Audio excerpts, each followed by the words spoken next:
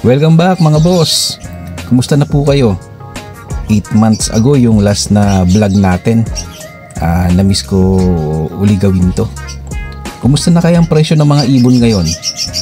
Balita ko patuloy sa pagbaba yung presyo ng mga ibon. At ang nagiging presyuhan ng mga ibon natin ay nagbabase sa presyo ng bukawi. Yan ang pag-uusapan natin mga boss, kung magkano na ang updated na presyo ng mga alaga nating ibon sa ngayon, no, sa buwan ng February. Kaya hindi natin patatagalin mga boss, eto na.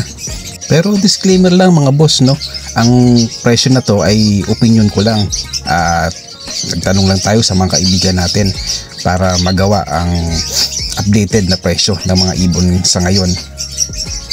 Ito na po, di na po natin patatagalin.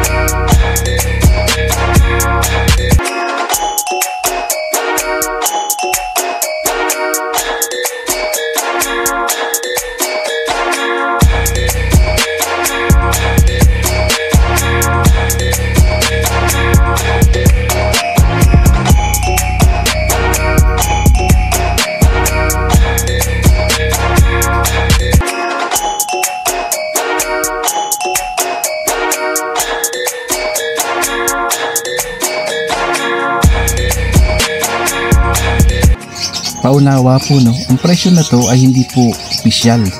Ito po ay guide lamang ng presyo ng mga lovebird ngayong buwan ng February.